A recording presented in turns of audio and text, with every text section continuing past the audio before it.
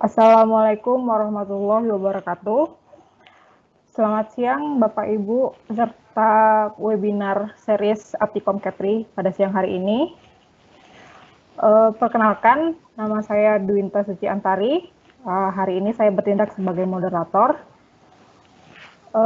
Hari ini untuk webinarnya kita akan membicarakan mengenai security awareness yang akan dibawakan oleh Bapak Hairudin dari Universitas Internasional Batam.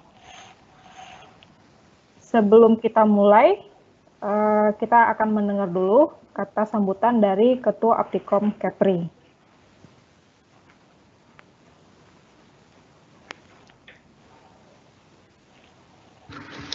Assalamualaikum warahmatullahi wabarakatuh. Salam sejahtera untuk kita semua. Yang kami hormati Bapak Ibu dosen, mahasiswa, dan seluruh hadirin peserta webinar Aptikom Kepri yang berbahagia. Marilah kita panjatkan puji syukur kepada Allah SWT atas nikmat dan hidayah yang diberikan kepada kita. Sehingga pada hari ini kita masih diberikan kesehatan untuk dapat mengikuti webinar ini. Selamat datang kami ucapkan kepada seluruh peserta webinar yang hadir di sini. Webinar Aptikom Kepri diperuntukkan bagi semua lapisan masyarakat tanpa terkecuali. Webinar ini bertujuan untuk memberikan pengetahuan kepada siapapun untuk lebih menyelami dunia teknologi informasi. Oleh karenanya, hari ini kita akan mendengarkan bersama narasumber yang berpengalaman di bidangnya. Hadirin yang berbahagia, sebelum kita mulai acara webinar, marilah sebagai pembuka kita baca basmalah bersama-sama. Bismillahirrahmanirrahim. Akhir kata, jika ada kekurangan dalam penyelenggaraan webinar ini, kami mohon maaf yang sebesar-besarnya. Selamat mengikuti webinar, semoga bermanfaat untuk kemajuan kita semua, mewujudkan SDM yang unggul dan Indonesia maju. Terima kasih. Wassalamualaikum warahmatullahi wabarakatuh. Baik, sudah kita dengar kata sambutan dari Ketua Aptikom Kepri, Bapak Afdol. Sebelum acara kita mulai, saya akan membacakan CV dari narasumber kita hari ini, Bapak Hairudin Eskom MMSI. Beliau adalah trainer CCNA, RS, dan CCNA Cyber Ops Cisco Academy. Kemudian trainer MTCNA Microtech Academy. Beliau juga Microsoft Certified Educator dan Forensic Certified in Networking Security. Beliau bertugas di Universitas Internasional Batam sebagai Kepala Prodi Teknologi Informasi. Dulunya adalah Kepala Divisi Network dan Security di Universitas Internasional Batam juga. Bagaimana? Apakah kita mulai saja? Oke, Bu, siap.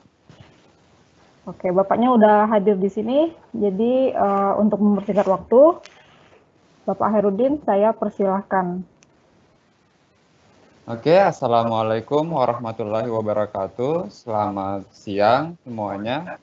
Terima kasih atas kesempatan yang diberikan hari ini. Saya ucapkan terima kasih banyak juga kepada Aptikom Kepulauan Riau telah mengundang saya sebagai narasumber. Nah, pada kesempatan kali ini kita akan berbicara tentang Information Security Awareness. Nah, sebelum kita lanjut, di sini saya akan memperlihatkan video. Mudah-mudahan videonya bisa dilihat dengan jelas ya. Oke, kita simak dulu.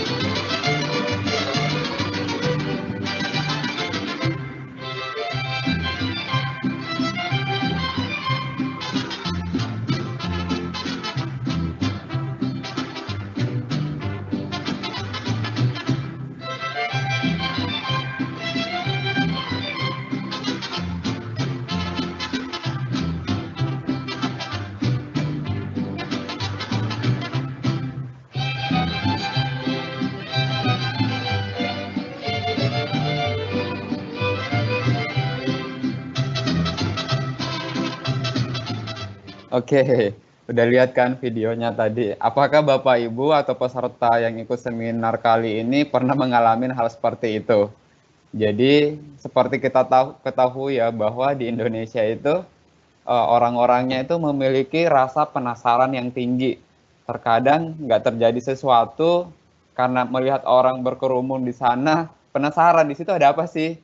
Datang, datang. Habis itu semuanya bertumpuk bisa menyebabkan kemacetan misalkan.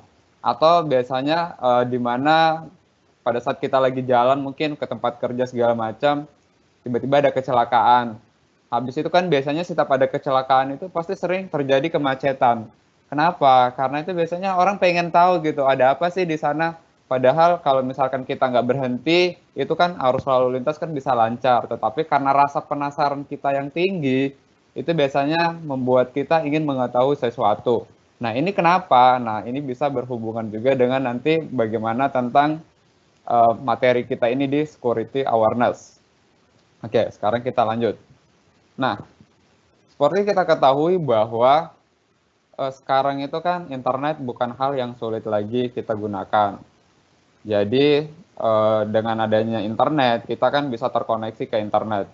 Nah, di sini dengan adanya internet itu bisa menimbulkan yang namanya kejahatan. Jadi semua orang itu bisa melakukan tindak kejahatan tanpa harus bertemu secara langsung dengan kita. Tetapi dapat melakukan tindak kejahatan itu dari jarak jauh. Karena dengan adanya internet tadi. Misalkan saja kita kan lagi di planet bumi.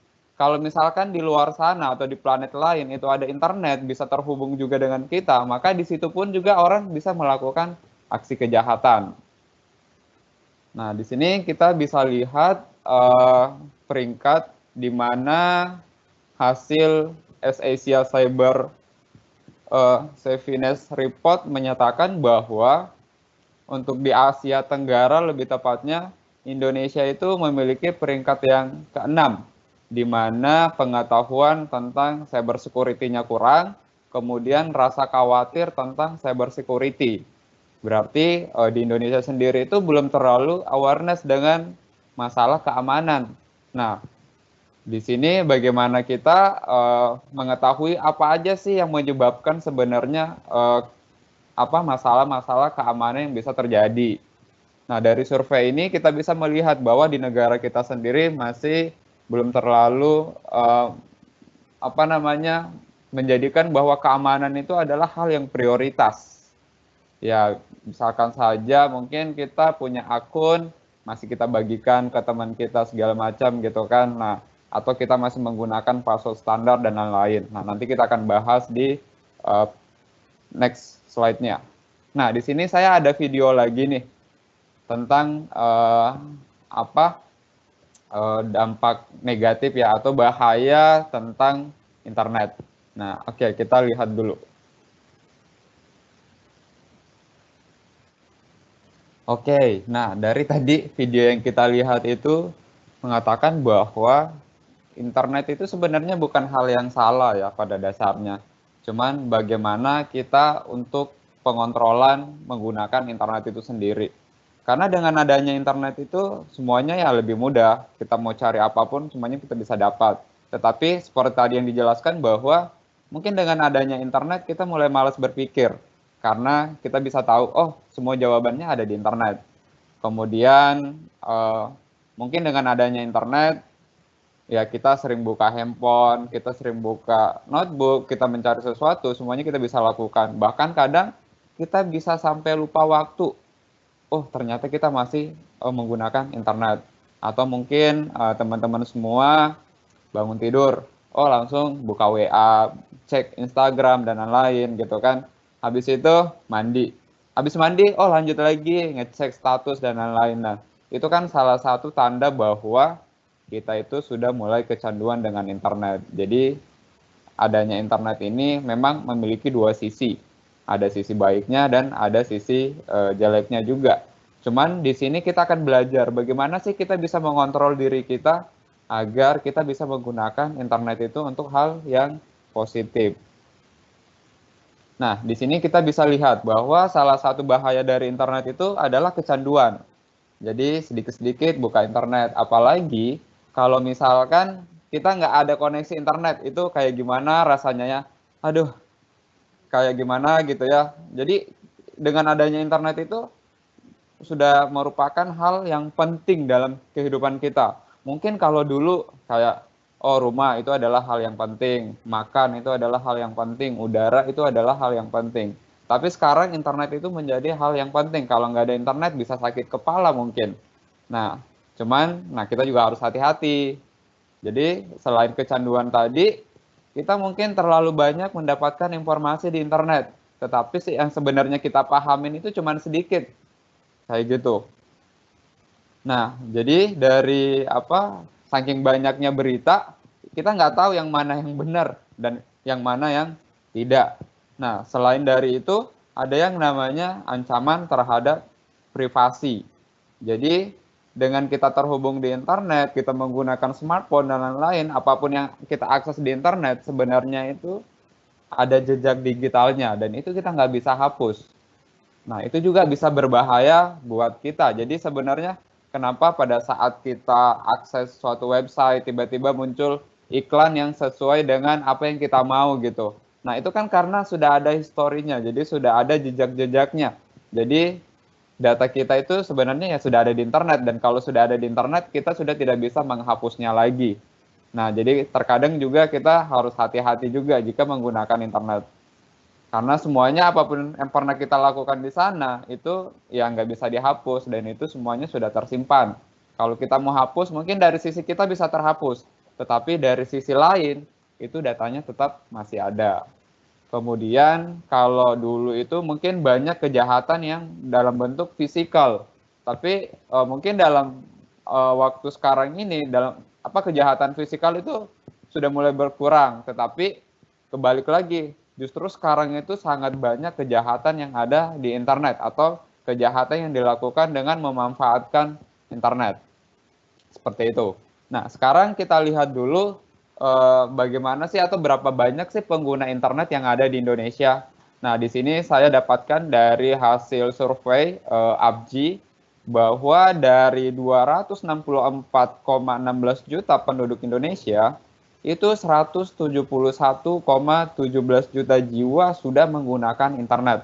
Ini hasil surveinya pada tahun 2018 yang lalu.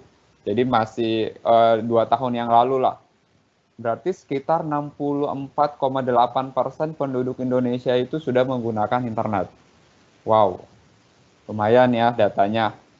Nah, di sini kita bisa lihat berdasarkan areanya. Jadi ini adalah daerah-daerah pengguna internet yang banyak. Nah, di sini kita bisa lihat yang paling penting adalah rentang umur yang menggunakan internet itu ada apa aja. Bahkan sekarang itu di usia 5-9 tahun itu sudah ada yang menggunakan internet. Berarti itu masih lumayan kecil ya, bahkan 5 tahun itu mungkin masih belum sekolah. Mungkin baru mau masuk SD juga belum ya. Mungkin kalau SD sekarang kan masuk sekitar 6 atau 7 tahun. Nah, ini di usia 5-9 tahun itu sekitar 25% itu anak-anak menggunakan internet. Kemudian yang kedua lagi yaitu di rentang 10-14 tahun. Itu dari sekian jumlah anak itu sudah sekitar 66% pengguna internet berdasarkan umur 10-14 tahun. Berarti kan anak-anak kita itu sangat berpotensi, misalkan tentang bahaya penggunaan internet ini. Nah, makanya nanti di sini bagaimana kita harus mengontrol anak-anak kita agar tidak kecanduan. Karena tadi banyak banget efeknya. Ya mungkin nanti komunikasi satu sama lain atau hubungan sosialnya kurang. Kemudian nanti bisa terjerat dengan kejahatan yang ada di internet. Karena kan mereka belum tahu mengontrol itu seperti apa. Kemudian anak remaja 15-19 tahun itu sudah hampir semuanya menggunakan internet. Dari 100% itu 91% itu semua menggunakan internet. Nah, kemudian dari umur 20-24 itu juga pengguna internetnya sekitar 88% dan seterusnya. Nah, jadi apalagi yang umur yang masih muda-muda nih yang paling banyak menggunakan internet, dan itu yang harus kita jaga bagaimana mereka supaya bisa memaksimalkan atau memanfaatkan internet itu untuk hal yang lebih baik.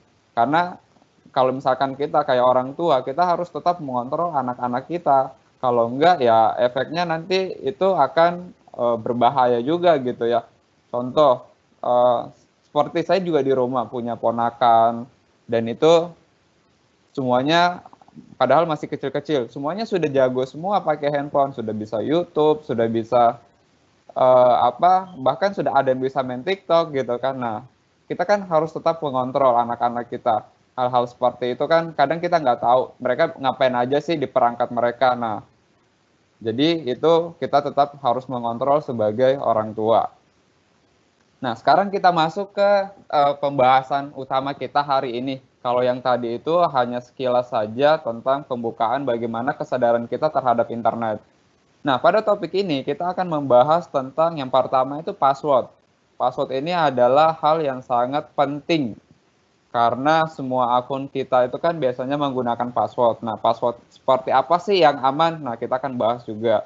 Kemudian bagaimana kita menggunakan sosial media yang baik. Karena semua informasi kita itu kan adanya di sosial media juga. Dan sosial media itu kan bisa diakses oleh semua orang yang ada di internet. Kemudian mungkin yang paling penting juga adalah penggunaan hotspot gratis. Mungkin karena sayang paket datanya nanti habis segala macam. Kalau ada hotspot gratisan, nebeng dong hotspot gratis gitu kan. Nah, kemudian yang berikutnya yaitu adalah flash disk.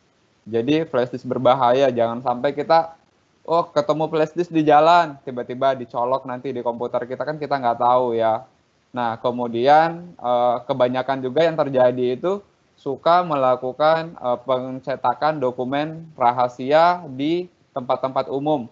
Misalkan fotokopi dokumen-dokumen rahasia. Nah, itu kita juga harus hati-hati karena kan takut data kita nanti diambil orang.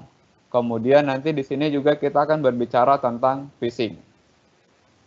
Oke, yang pertama kita akan berbicara dulu tentang bagaimana penggunaan password yang baik. Nah, sebelum kita lanjut, di sini tuh ada beberapa hal yang harus kita perhatikan pada saat yang berhubungan dengan password ini. Ada yang namanya sharing password. Nah, apakah rekan-rekan semua yang ikut di seminar ini itu passwordnya ada dibagi nggak ke teman dekatnya? Oh, ini loh akun saya, passwordnya ini. Nah, apakah atau mungkin kita punya email kantor, habis itu email itu kita bagiin kepada staf-staf kita, ini loh password saya, kalau kalian mau akses silakan. Apakah rekan-rekan semua ada yang melakukan hal serupa? Nah, itu juga harus hati-hati ya. Nah, kemudian pernah nggak ganti password? Kadang kan kita ya paling ribet itu masalah password. Nanti kalau ganti takut lupa, atau nanti pada saat kita buat password itu apakah kombinasi atau enggak. Nah, hal-hal seperti ini tuh sangat penting karena mungkin saya perhatiin juga ya, orang itu paling jarang ganti password. Kemudian habis itu karena dia nggak mau pusing bikin passwordnya yang gampang ditebak. Nah, itu juga harus hati-hati. Nah, di sini saya ada video lagi tentang bagaimana sih orang-orang yang biasanya bikin passwordnya gampang. Nah, di sini ada satu video tentang social engineering, di mana kita dapat melakukan pendekatan kepada seseorang sehingga dia memberikan hak aksesnya atau passwordnya ke kita, atau kita bisa secara mudah menebak passwordnya. Oke, kita nonton dulu videonya. We've been hearing a lot about cybersecurity lately, largely because of what happened to Sony. Companies and individuals are more concerned about the safety and privacy of their information than ever. President Obama has unveiled a number of new proposals this week to crack down on hackers, and he plans to address this in the State of the Union speech on Tuesday. And it's great that the government is working on this, but the truth of the matter is we need to do a better job of protecting ourselves. The most popular password in the United States is password 123. And as long as that's the case, we're vulnerable. So today we sent a camera out on the Hollywood Boulevard to help people by asking them to tell us their password. And this is how that went. We're talking about cybersecurity today and how safe people's passwords are. What is one of your online passwords currently? It is my dog's name and the year I graduated from high school. Oh, what kind of dog do you have? I have a Chihuahua Papillon, And what's its name? Jameson. Jameson. And where'd you go to school? I went to school back in Greensburg, Pennsylvania. What school? Hempfield Area Senior High School Oh, when did you graduate? in 2009. Oh, great. It's like my cat's name and then just like a random number. Okay. But And so you had this cat for a while? yeah, she's my childhood pet. Aw. And what's her name? Her name is Jolie. Jolie. hmm So like a password of yours would be Jolie and then a number. Yeah. Like number 1. Like my birthday, Oh, when is your birthday? June 12th, Oh, nice. And what year were you born? 95. Oh, great. Mhm. So Jolie, 6/12, Nine. 95. Yes. Got it. So you mean to give my password right now? No, I cannot do that. But we all want to know what it is so we can tell you if it's strong or not. Oh my goodness. Let me think. Okay, one is Tel Aviv. Yeah. 468, and then Israel. It's only 3, but it's for me it's strong enough. Ireland, 1, 2, 3, 4. Gemma, 1, 2, 3. Spelled Gemma. Well, most of them are Italian. Oh, beautiful. Yeah. So what- like what's a good Italian password? my grandma's name, What's your grandma's name? Maria. Maria. So Maria is your password? Oh yeah, now you know my password. Oh yeah. Yeah. Well, the important thing is they learned a terrible lesson. Nah, di situ kan tadi kita bisa lihat ya, ternyata dengan social engineering itu kita tuh sangat mudah melakukan penebakan password. Nah, mungkin secara tidak sadar ya tadi orang-orang itu bahwa dia menyebutkan passwordnya. Padahal sebenarnya kalau ditanya secara langsung, password kalian apa sih? Pasti mereka nggak mau menyebutkan. Tetapi karena kita bisa menjebaknya, maka dia tuh sangat mudah memberikan password. Dan kita bisa lihat bahwa passwordnya itu bukanlah hal yang sulit untuk ditebak. Karena mereka ya kalau tidak menggunakan tanggal lahir atau nama pacar, atau misalkan dia sekolahnya di mana, nah itu kan hal-hal yang simple dan itu gampang ditebak. Oke, di sini masih ada video lagi, satu buat teman-teman. Mungkin kita nonton dulu ya.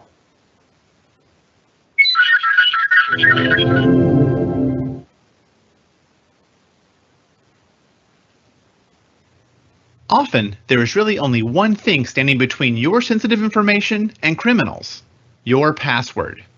If they get it, they can get into bank accounts and private files and wreak havoc. For this reason, it's important to know what makes a password strong and secure. Chances are you use passwords every day to open your computer, log on to your favorite websites, to get work done. The easy route is to have a simple password that works everywhere. Unfortunately, this can be a problem. Criminals are very good at guessing passwords. Some have computer programs that can make millions of guesses until something works. And if they already know information about you, it's even easier. Your job is to create a password that is very hard to guess. Here's how.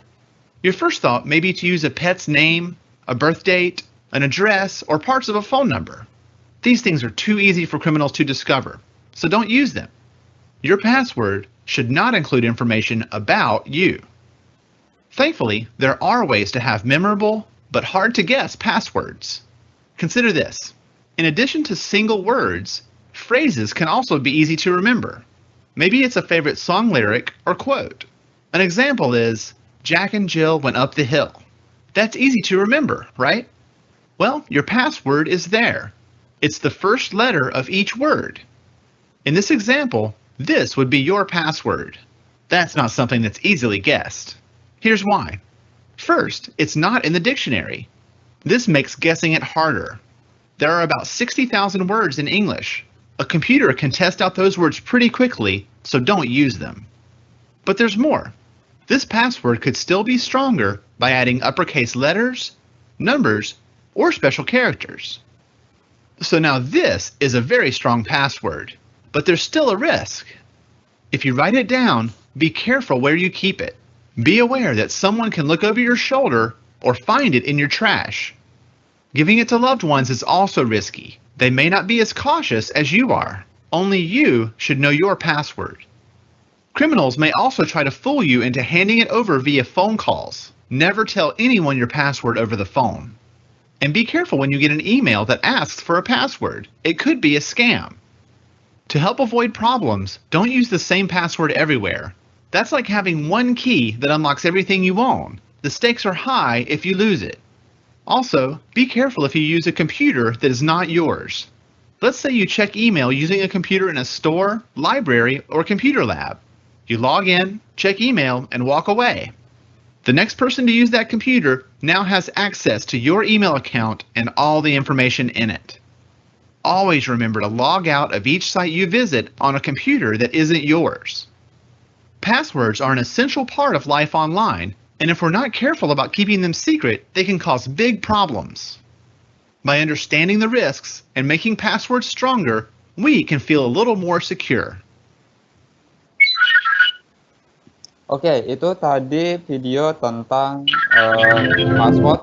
Nah, jadi sebenarnya salah satu celah keamanan itu adalah di mana kita punya akun. Akun itu kan pasti memiliki yang namanya password. Dari password tersebut, kalau misalkan itu kita bagikan ke orang lain, mungkin kita bisa saja mempercayai teman kita, oh ini loh password saya.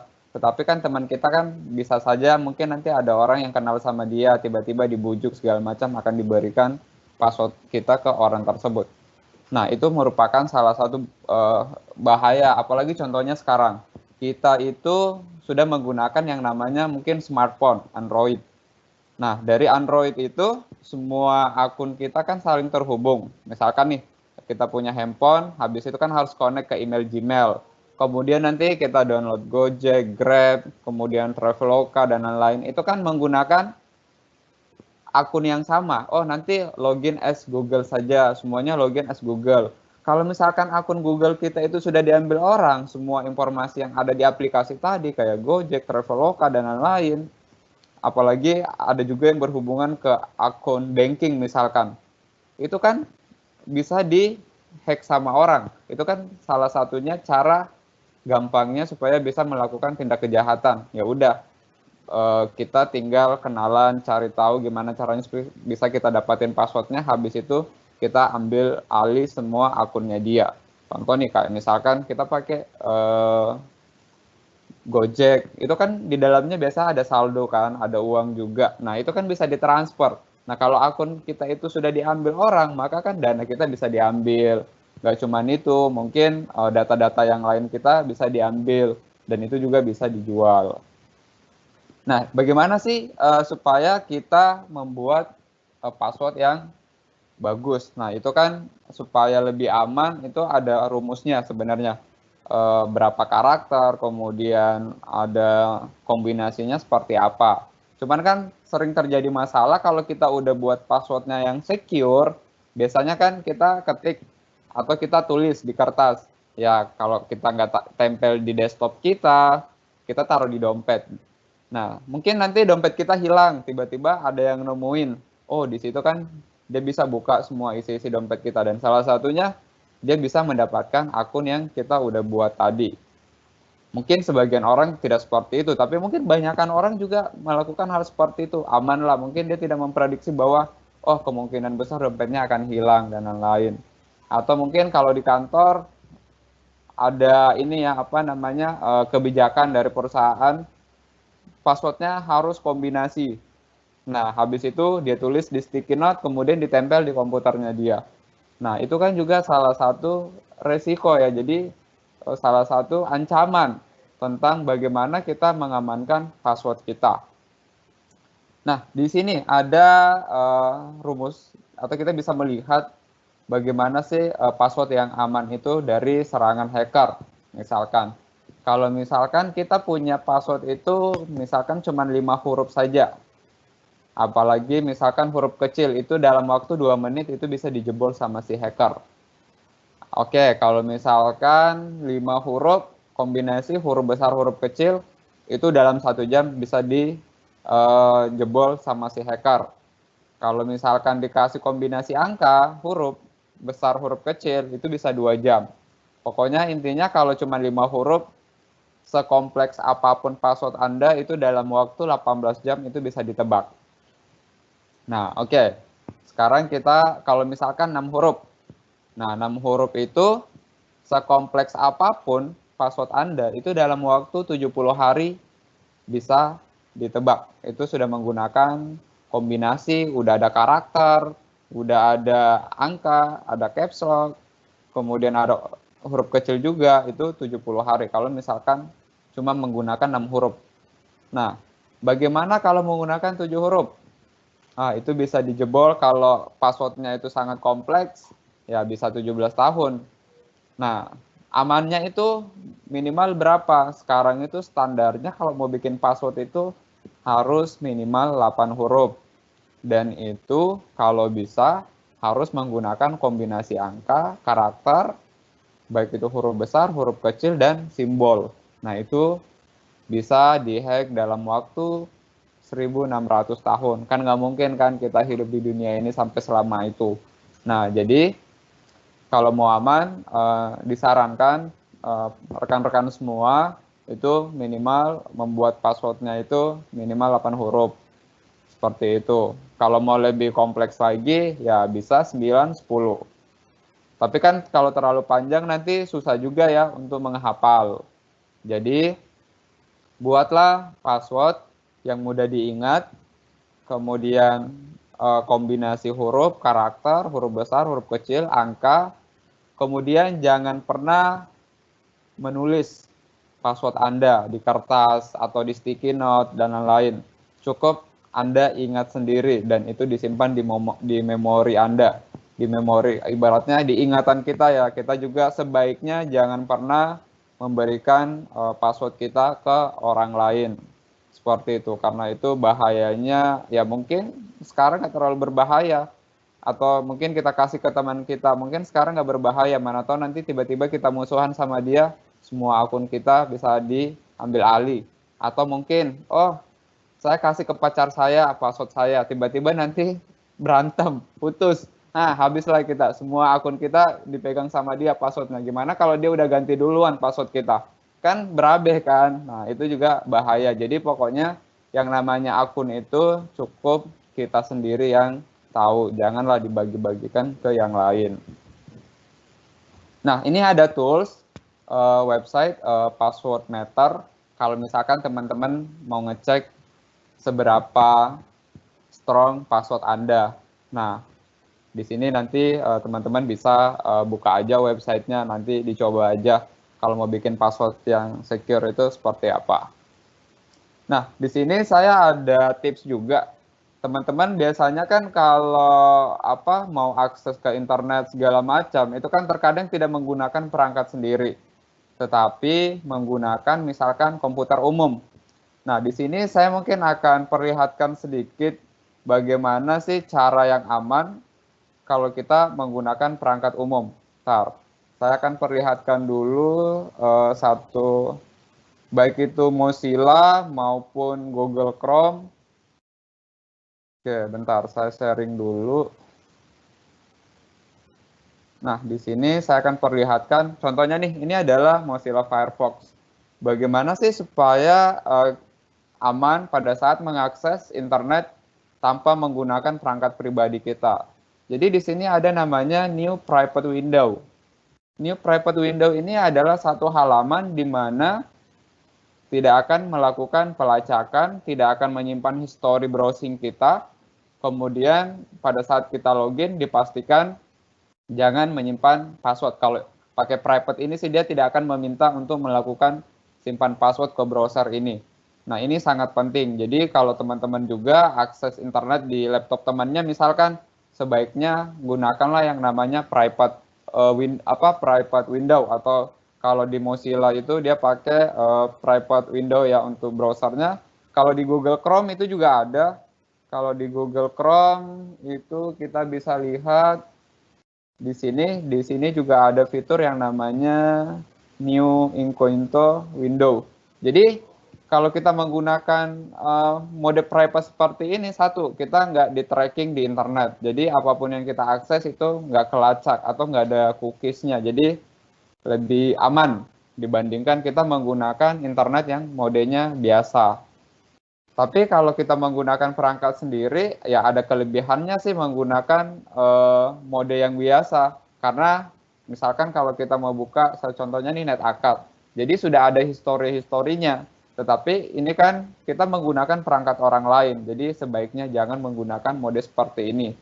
Tapi kan terkadang kita tidak sadar.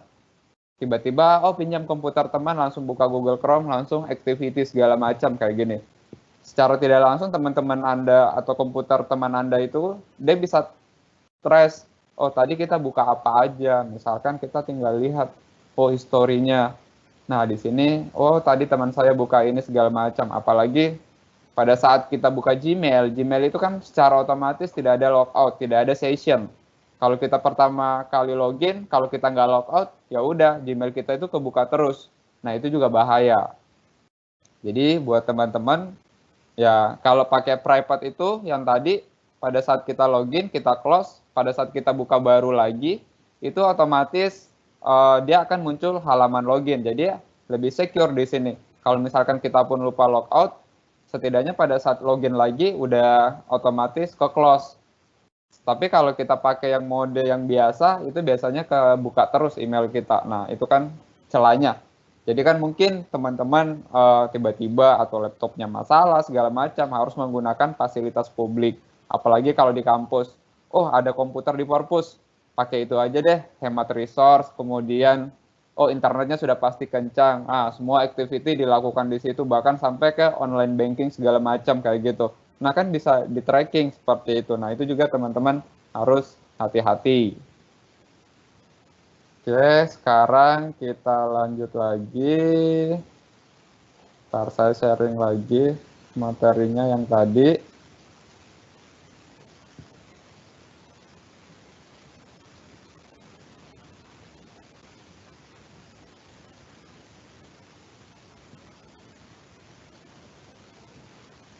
Oke, kita lanjut lagi. Itu tadi tips masalah password ya. Terus tips juga masalah bagaimana supaya jejak digital kita tidak dilacak di internet pada saat kita melakukan web browsing. Nah, ini yang tadi wajib diingat, kombinasi minimal 8 huruf, besar kecil, angka, dan tanda baca. Password adalah hal yang sangat penting untuk dijaga dan diingat. Jangan ditulis di kertas. Sering-seringlah mengganti password. Jadi ya ibaratnya kalau paling rajin pun sekali sebulan bisa ganti password. Tapi kalau misalkan itu dirasa terlalu cepat untuk penggantian password, bolehlah tinggal dikondisikan aja. Atau misalkan kalau kita kan bisa menyadari bahwa tadi kita pernah pakai password ini login di mana aja. Pada saat kita sadar bahwa ada indikasi kebocoran password, itu sebaiknya kita langsung ganti password. Atau misalkan kita pernah menggunakan password itu di tempat area publik. Sebaiknya pada saat kita sudah mengakses komputer kita lagi, ya buru-burulah diganti passwordnya. Seperti itu. Karena ya mungkin saja kita nggak tahu pada saat menggunakan fasilitas publik, ya bisa saja ada orang yang melakukan sniffing dan lain-lain. Nah, itu kan password kita bisa dibaca sama mereka. Jadi itu paling penting. Kemudian di sini password itu bagaikan sebuah celana dalam. Jadi itu harus benar-benar dijaga. Dan itu kan nggak boleh diperlihatkan ke orang lain kan. Jadi kan ibaratnya password itu ya kita juga harus malu dong kalau password kita bisa ditahu orang, ibaratnya kayak gitu. Jadi kemudian sering-seringlah mengganti password. Oke, sekarang kita lanjut lagi ke topik berikutnya, yaitu sosial media. Nah, apakah teman-teman di sini mempublish semua informasinya di sosial media? Pastikan kalau kita daftar yang namanya sosial media itu kan pasti kita harus mengisi data-data penting. Dan data-data penting itu baik dari tanggal lahir, nama, kemudian tempat tinggal kita, dan lain-lain. Itu kan pasti kita isi semua. Kemudian selain itu, pasti sering-sering update status kan, kemudian sering-sering posting di sosial media kan, apalagi di Instagram, di Facebook, Twitter. Nah, itu semua data yang kita post di sana itu otomatis sudah tidak bisa dihapus lagi. Kemudian di sini juga kita berbicara masalah privacy. Kayak tadi, tanggal lahir itu kan hal yang penting, nama lengkap itu hal yang penting. Apalagi biasanya kan di situ salah satunya email juga adalah hal yang penting. Secara default kalau orang yang kritis itu biasanya atau hacker nih, dia cuma lihat oh namanya siapa, emailnya apa, tanggal lahirnya apa, ada nomor handphone di situ. Nah, secara default dari situ kalau misalkan kayak tadi kita menggunakan passwordnya itu tanggal lahir lah atau ada sekolah, informasi-informasi itu kan sudah ada di sosial media kita. Dan itu apalagi kalau kita modenya kita buat sebagai public. Jadi semua orang bisa lihat. Itu kan kadang kita nggak sadar kan pada saat kita punya sosial media itu, ya udah semuanya bisa dilihat orang. Termasuk saya juga dulu pada saat awal-awal menggunakan sosial media. Pada saat sosial media saya dibuka, semua informasi saya itu semuanya muncul. Dari nomor telepon, email, nama, tempat tinggal, dan lain-lain. Nah, itu kan adalah bahaya ya sebenarnya. Jadi itu merupakan ancaman buat kita. Sebaiknya kalau kita menggunakan sosial media, cukup informasi-informasi seadanya aja ditampilkan di sana. Karena itu jangan sampai data-data kita itu diambil orang, kemudian data-data itu bisa dijual. Apalagi kalau sudah ada nomor handphone di situ, tiba-tiba nanti, oh kita dapatin promosi dari SMS. Nah, itu kan dari mana datanya? Mungkin teman-teman biasanya sering dapat kayak semacam SMS, butuh dana cepat, hubungin sekian. Nah, itu kan bisa aja ada seperti itu. Nah, kenapa? Karena kan nomor kita itu sudah terpublish di internet dan semua itu bisa dicari dan itu pelaku kejahatan itu punya toolsnya bagaimana cara memfilter supaya nomor handphone kita itu semuanya bisa langsung diambil sama mereka. Apalagi sekarang itu kan kalau kita sudah berbicara yang namanya big data, itu kan sudah ada filternya. Jadi nanti tinggal disortir aja. Dia mau munculin semua yang nomor telepon, nah habis itu nomor kita tinggal dijual. Kan mereka yang dapat untung, sedangkan kita dapat imbasnya. Kemudian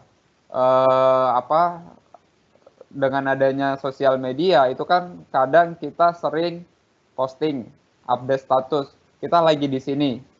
Nah, itu kan juga merupakan hal yang berbahaya. Mungkin saja ada orang yang ingin berbuat jahat ke kita, jangan sampai lah ya. Dia tahu posisi kita ada di mana. Orang itu kan paling gampang. Oh, ya udah dia ada di misalkan Nagoya Hill. Kita samperin aja ke Nagoya Hill. Kan bahaya kan. Itu kan banyakan tuh orang-orang suka update live position mereka gitu kan.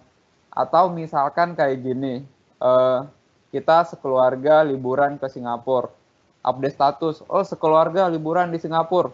Rumah kita kosong. Otomatis kalau misalkan ada orang yang ingin berbuat jahat ke kita, rumah kita kan bisa dirampok sama mereka gitu. Karena dia tahu, oh di rumah itu nggak ada orang. Semuanya lagi di Singapura. Nah, itu kan bahaya. Jadi, kalau saran sih, kalau misalkan apalagi kalau jalan-jalan ke luar negeri kan, itu kan paling heboh tuh update status supaya teman-temannya atau yang lain tahu bahwa dia tuh lagi di luar negeri. Nah, sebaiknya kalau jalan-jalan seperti itu, nanti kalau mau ngepost, tunggu mungkin sudah pulang atau apa, jangan pada saat live kayak gitu. Nah, itu kan juga merupakan hal yang berbahaya ya, bisa jadi ancaman ya sebenarnya. Nah, seperti itu.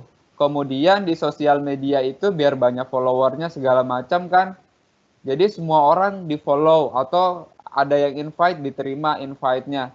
Meskipun orang yang tidak dikenal, nah itu juga harus hati-hati.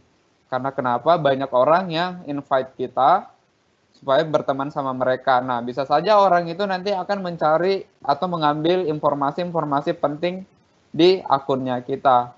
Jadi, itu juga bisa berbahaya. Kemudian, sering memasang informasi yang berhubungan dengan perusahaan di mana kita kerja. Nah, ini mungkin buat teman-teman atau yang sudah kerja ya. Jadi, janganlah sering-sering atau jangan mengupdate informasi perusahaan karena itu bisa berbahaya juga. Jangan sampai nanti ada hal-hal yang rahasia di perusahaan ternyata kita nggak sengaja di-share gitu kan, atau misalkan kita lagi meeting, oh habis itu pasang story, oh lagi meeting dengan ini. Nah, itu kalau perusahaannya itu memiliki kebijakan, biasanya kita langsung dipecat. Nah, itu juga bahaya. Oke, sekarang di sini ada contoh video di mana simulasi ibaratkan kita bisa jadi seorang peramal karena kita sudah mendapatkan informasi-informasi orang itu di sosial medianya dia. Habis itu kita tiba-tiba ngobrol sama orangnya itu bahwa menceritakan sejarah-sejarahnya dia. Nah, di sini ada satu videonya. Ayo kita nonton dulu.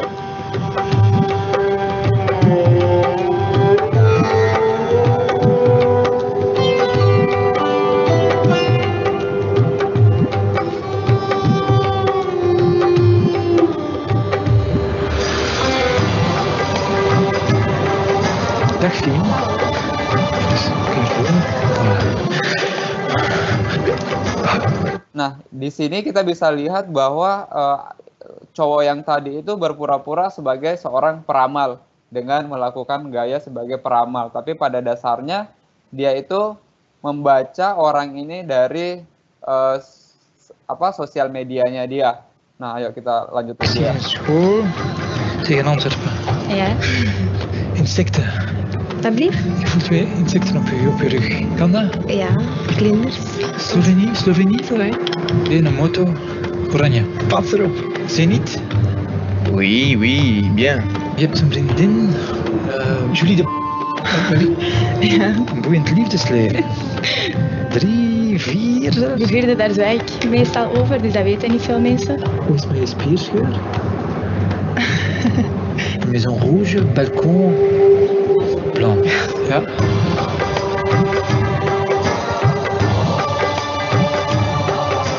Ik zie geld, ik zie transacties, maar kent je rekeningnummer van buiten? Ik denk dat ik het wel weet. Die staat wel negatief op je bankrekening. Ja? 97.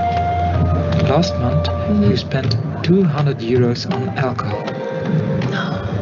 Vorige maand 300 euro aan kleding gespendeerd. 8. Ja. 5. Voor een huis dat van eigenaar gaat veranderen. 795.000 euro. Ja, eigenlijk. 41. Ja. Is dat juist? Ja, dat is juist.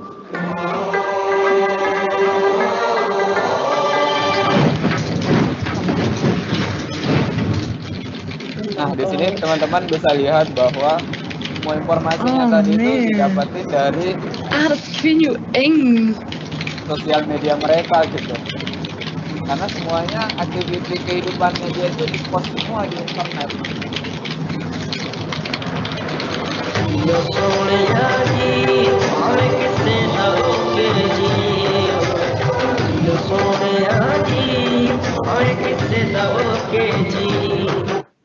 Nah, itu tadi salah satu video di mana ada orang yang berpura-pura jadi seorang peramal dan bisa membaca kehidupan orang tersebut. Nah, setelah kita lihat ternyata semua informasinya itu didapatin dari sosial medianya dia. Jadi semua aktivitinya dia dikit-dikit dipost di sosial media, dikit-dikit dipost di sosial media. Nah, itu kan sebenarnya bisa menjadi celah atau bahaya buat kita. Nah, kemudian juga di sini pernah kejadian di Indonesia bahwa hati-hati pamer foto dan informasi anak di Facebook. Karena kenapa? Itu juga bisa salah satu menjadi tindak kejahatan. Jadi mungkin ada orang yang menculik anak kita segala macam. Nah, itu kan semua informasinya kalau dia dapatin di sosmed kan bisa bahaya ya. Jadi apalagi kalau update status, oh anaknya lagi sekolah di sini, di situ.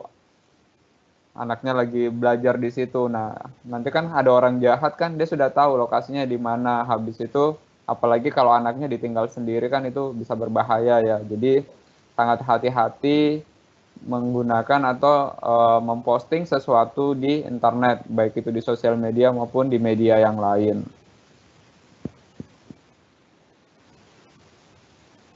Oke, ini ada satu video lagi.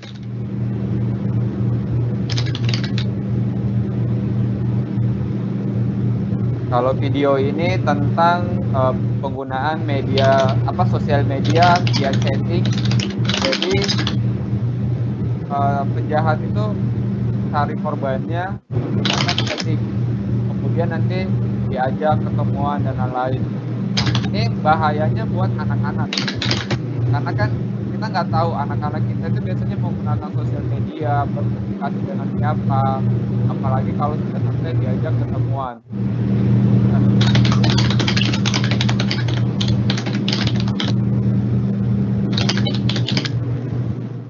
That was my first mistake, agreeing to meet him at Ion. It was supposed to be crowded, and I was supposed to be safe. But sometimes things just don't work out the way you plan. So I sat there waiting, and this middle-aged man just approaches me, saying he was Isaac's father. How could I have not seen it? Isaac Young was a Chinese name. Well, Isaac's father told me Isaac was waiting at the car park, and he told me to follow him. So I did.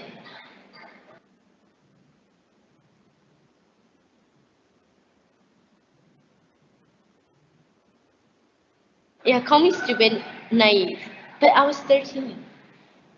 So I just went with the flow and trailed behind him. I could have stopped there, but I didn't. Nah, yang kayak gini kan sangat berbahaya ya, apalagi anak-anak kita. Nah, biasanya kita nggak tahu dia chatting sama siapa, bisa saja kayak orang tua kayak gini, orang dewasa kayak gini. Diajak ketemuan di luar, kemudian nanti ya kita nggak tahu apakah dia diculik atau diperkosa dan lain-lain. Nah, ini adalah bahaya banget ya. Jadi mungkin kita harus kontrol anak-anak kita menggunakan perangkat device. Apalagi kalau sekarang kan anak kita harus punya handphone segala macam gitu kan, dan kita turutin. Nah, sebenarnya kita nggak salah juga sih kalau mereka butuh semacam smartphone dan lain-lain, tapi yang harus kita ingat itu adalah kita tetap harus mengontrol activity anak-anak kita. Jadi ya kita harus sering memberikan pencerahan segala macam, karena mungkin 24 jam kita nggak bisa ya ngontrolin. Apalagi kalau kita kerja, kita kasih handphone ke anak kita nggak tahu dia buka apa saja, dia chatting sama siapa saja. Nah, itu kan cara ngontrolnya kan agak susah. Itu kan harus pendekatan antara orang tua dan anaknya, sering-sering komunikasi dan lain-lain. Nah, itu juga salah satu ancaman ya. Ya mungkin kalau kita lihat sebenarnya biasa aja ya, tapi ya bisa berbahaya. Nah, ini juga yang harus kita ketahui. Konten di Facebook tidak bisa dihapus. Sosial media menjadi nomor 1 sumber informasi, baik itu informasi yang benar maupun informasi yang salah. Kemudian bijaksanalah dalam memposting informasi di sosial media. Apalagi sekarang itu sudah ada yang namanya Undang-Undang ITE. Jadi kalau salah posting saja atau kita bisa mencemarkan nama orang, itu kita bisa ditangkap, dan mungkin sudah banyak kejadian ya yang seperti itu. Jadi sudah tidak main-main lagi. Kemudian kita juga jangan asal melakukan share sesuatu di sosial media. Biasanya kan kita di-sharing nih konten dari orang lain. Habis itu kita nggak baca dulu kontennya, tiba-tiba kita share lagi. Itu kalau misalkan informasi yang kita sebar itu berbahaya, itu kan kita bisa dituntut, dan itu bisa menjadi malapetaka buat kita. Jadi harus bijaksana juga. Apalagi sekarang itu banyak berita hoax dan lain-lain gitu kan. Dan kita itu suka nge-share sesuatu tanpa membacanya dulu sampai habis.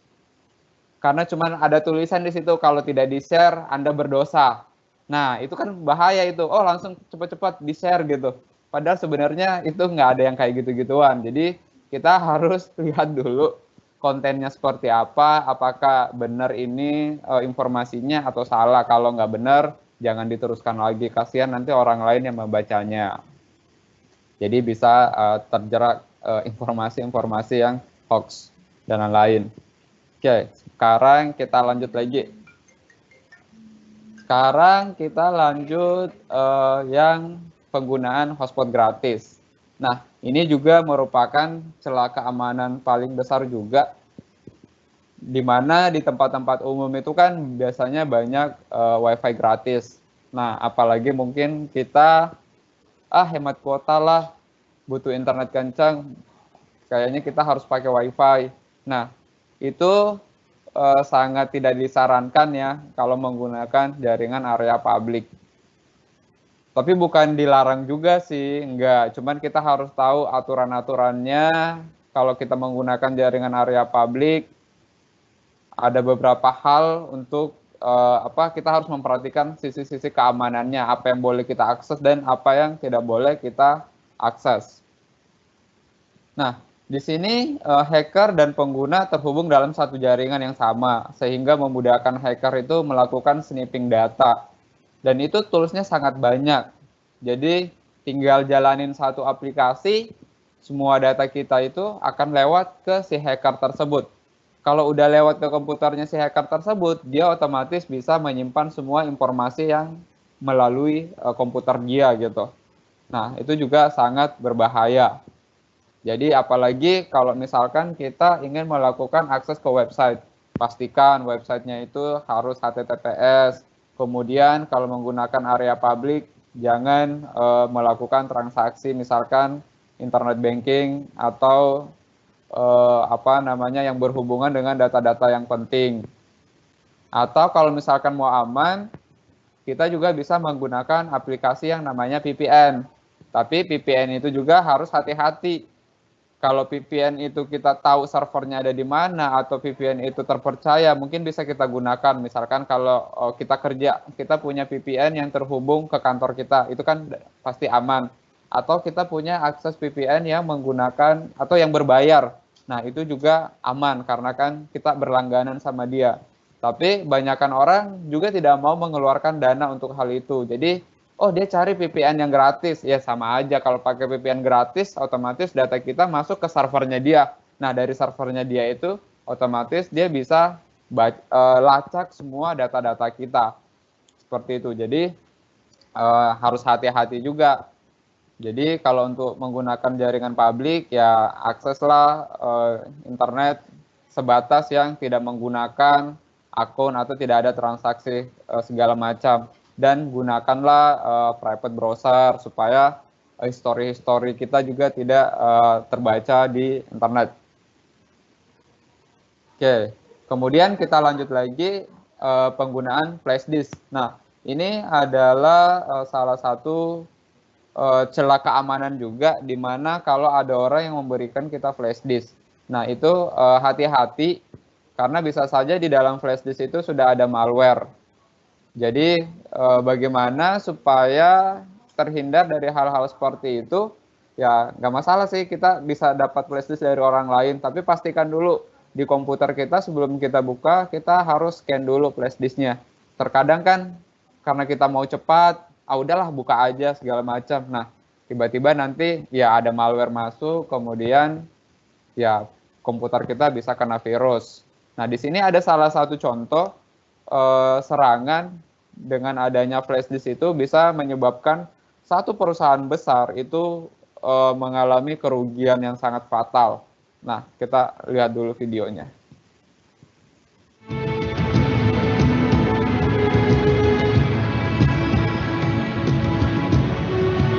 The internet has opened up a world of opportunities for businesses like ours. Businesses at the cutting edge of technology. We know the world's most high-profile companies inside out. Companies like yours. Who are we? Your worst nightmare.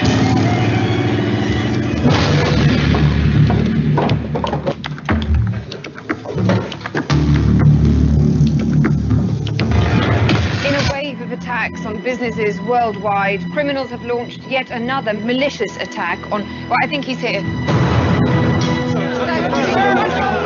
I've got nothing to say. Do you think your position is sustainable, sir? I've got no comment to make. Do you think your shareholders are going to make it this I said we don't know the full extent of the intrusion. How long will it be offline? Do you have systems in place to stop this from happening? Security protocols have been breached by what I can only describe as a highly sophisticated cyber attack. Oke, di sini mereka mengatakan bahwa mereka itu diserang oleh cyber security atau hacker dengan metode yang sangat canggih. Tapi pada dasarnya untuk melakukan kejahatan itu ya sebenarnya simpel sih. Oke, kita lanjut lagi ya. We can't take all the credit.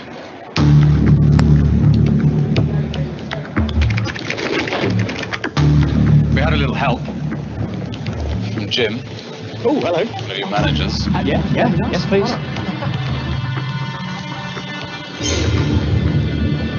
Thank you. Di sini cuman bermodal flash disk yang diberikan kepada Jim seorang. kindly loaded our keylogger into his PC. Apalagi dikasih konten yang pornografi, pasti dia tidak menolak. Nah, di dalam itu sudah terdapat malware. Before catching up on some emails, giving us direct access to his mailbox and password. Jim's giving us a lot of information. Access to business contacts, emails from work colleagues. Karena komputernya sudah memiliki akses kontrol dari hacker, otomatis Jim's the akun-akun di komputer outgoing type.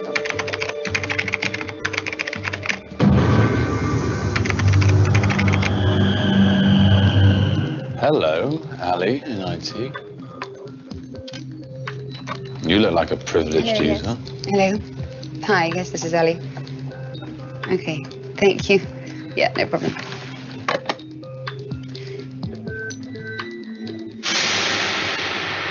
I think I'm in there. Kemudian dia mengirim email ke Eli tentang foto-foto mereka, tapi di foto-foto itu sudah ada malware. Otomatis komputernya Eli sudah terjerat atau sudah terkena Thanks, Ali, virus. for welcoming our custom malware Si into your hackernya system. sudah mendapatkan akses untuk We're looking mengontrol forward to working semua closely komputer yang alongside ada. you over the next few months. There's no hurry. We have all the time in the world. After all, no one knows we're there. We shouldn't be able to reach the live environment from here. But then why complain if we can? That the vulnerability testing doesn't apply to the internal servers. Thought not. Default password. Who forgets to change that?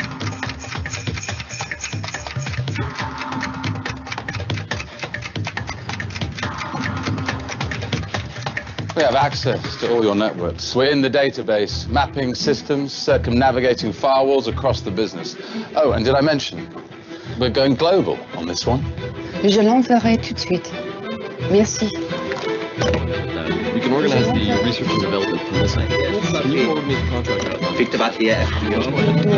そうですね、社内の方からの、承認が下りるまで他の方にちょっと、Intellectual property, confidential documents, personal and financial data belonging to thousands of people throughout your business, from anywhere in the world.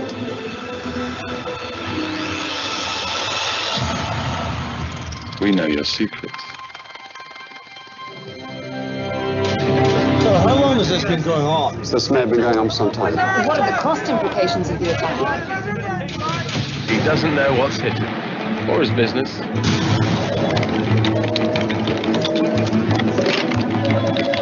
IT are trying to work it out.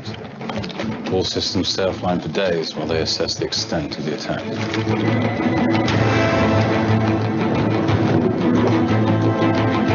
PR are working overtime on damage limitation. No, I understand. Let's stay with us.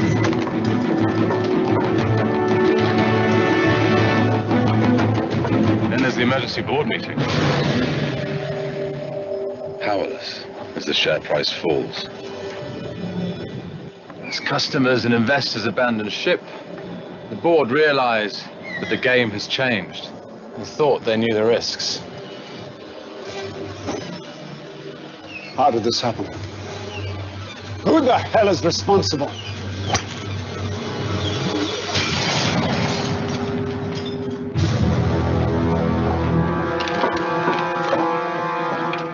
Working at the heart of your business has been an invaluable experience.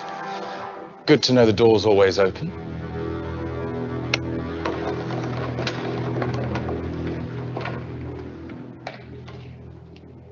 Oke, itu tadi adalah salah satu contoh video di mana salah satu perusahaan besar yang diserang karena cuma menggunakan flash disk. Jadi perusahaan itu bisa sampai bangkrut, bahkan sahamnya jatuh segala macam, dan semua orang-orang yang bekerja di sana itu sampai disibukkan dengan hal seperti itu. Padahal sumbernya sangat simpel aja kita lihat. Ya cuman gara-gara dapat flash disk, dicolokin di komputernya dia, kemudian komputernya dia kena malware, habis itu komputernya dia memberikan akses kepada si hacker. Nah dari situ semua bermula semuanya.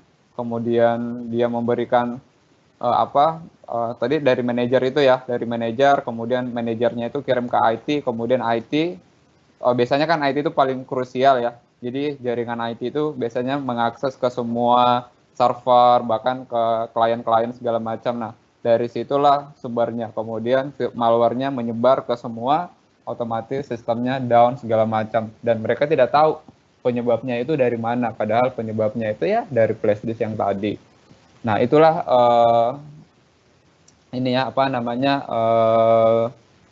ancaman juga ya kalau kita menggunakan flash disk yang sumbernya tidak jelas. Nah, di sini juga kita bisa melihat bahwa malware itu bisa dibuat kapan saja dan hampir biasanya tidak terdeteksi oleh antivirus.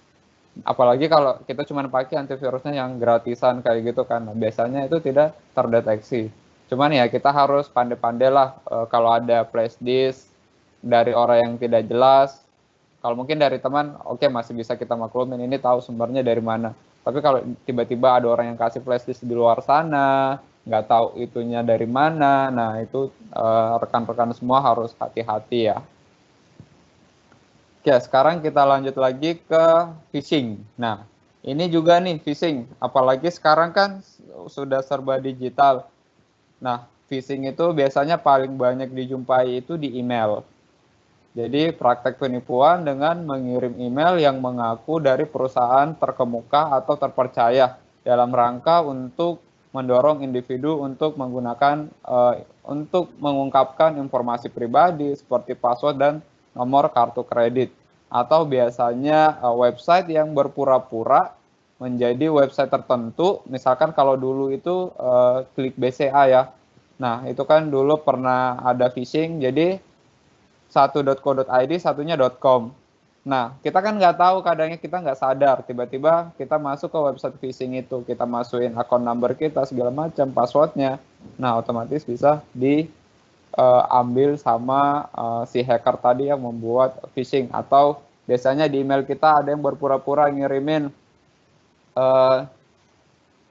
misalkan dia penjualan apa gitu kan, disuruh lengkapin, ada diskon segala macam, isi data dulu dong. Nah, itu hati-hati juga. Kita harus tahu. Kemarin juga saya ada dikirimin teman. Oh, ini ada link untuk dapatin sepatu Nike gratis, tapi harus isi data dulu. Saya lihat, oh, tapi websitenya itu bukan website resminya Nike. Ya udah, saya abaikan. Nah, itu juga hati-hati. Nah, di sini ada sedikit contoh video tentang email phishing.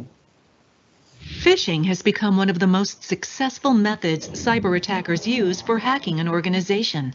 It has become so effective because it targets the weakest link, people. Cyber attackers have learned that the easiest way to hack into an organization, infect someone's computer, or gain someone's password is to simply ask.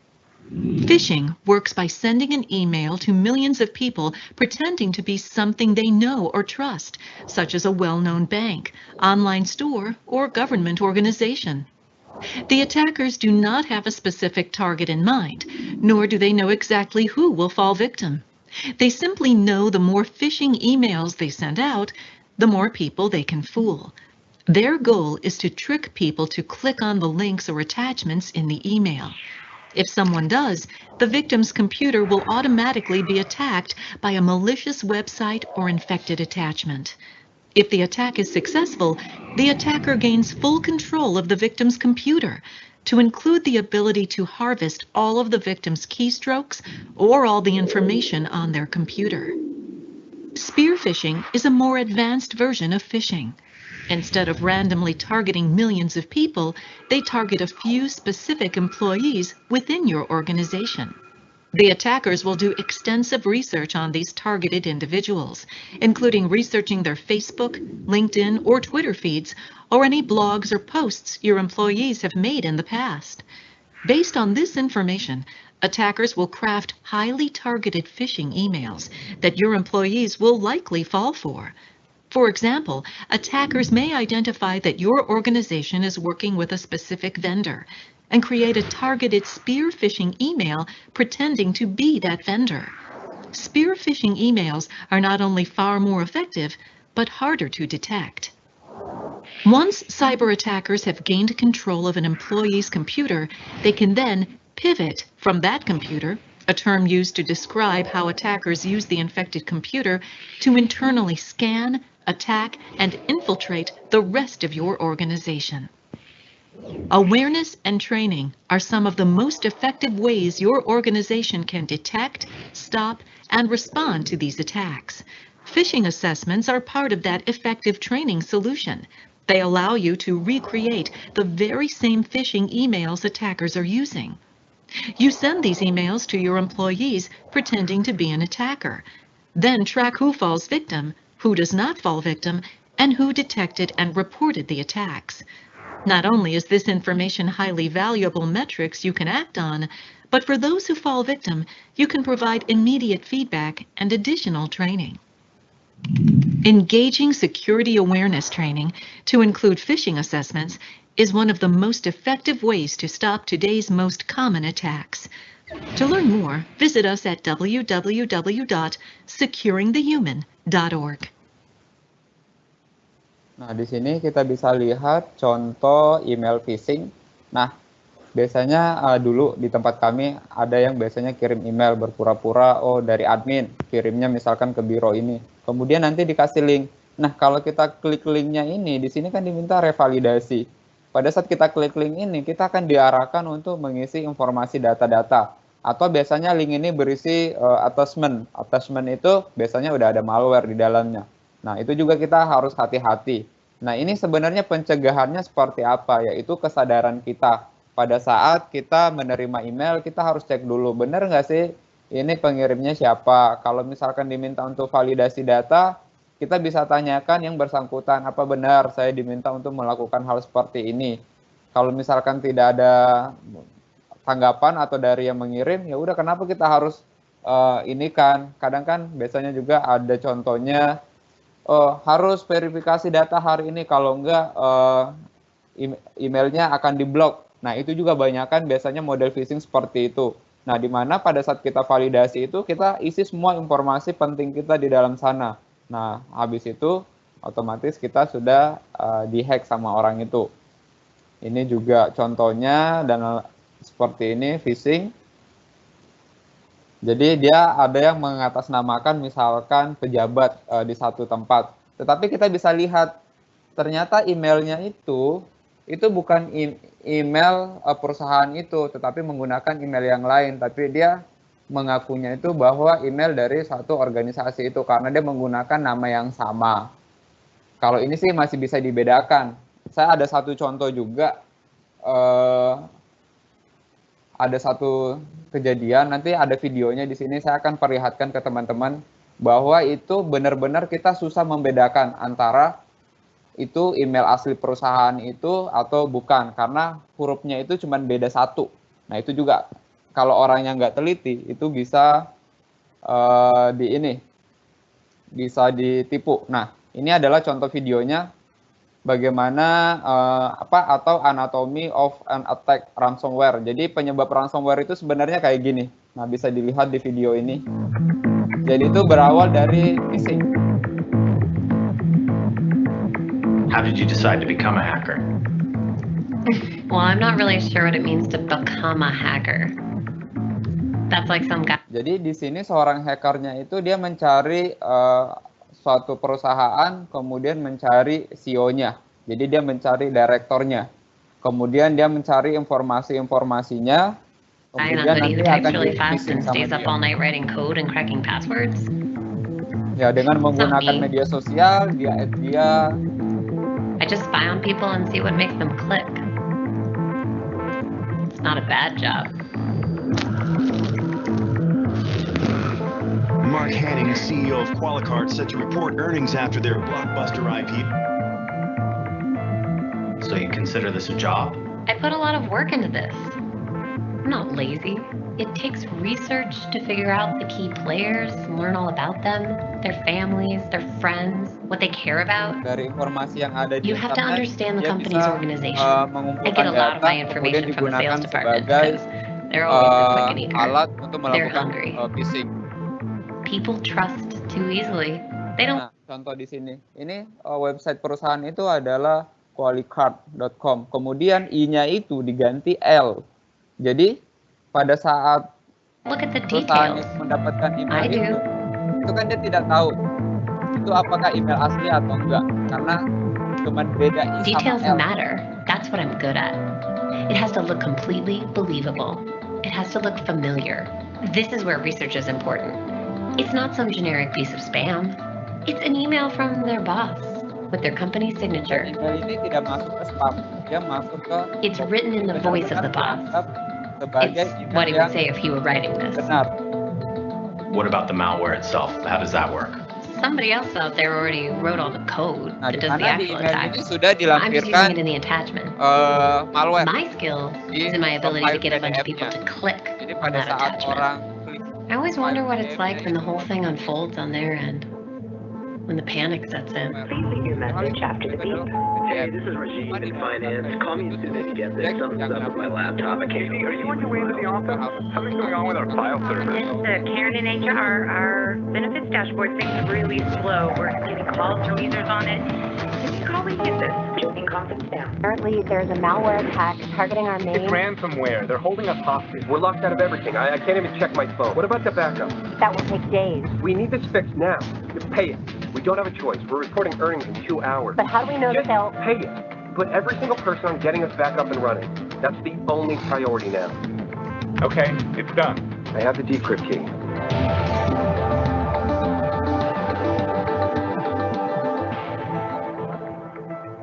Biaya untuk mengembalikan data-data mereka.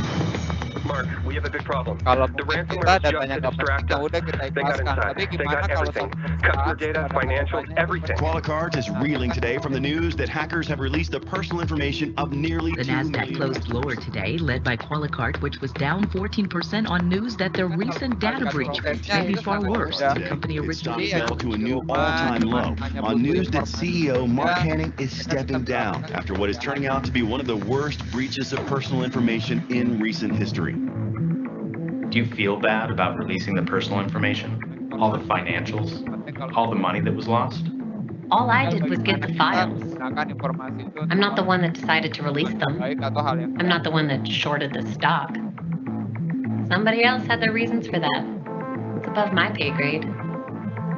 I was paid to do a job, and I did it well. And that's what's expected of anyone, isn't it? Anyway.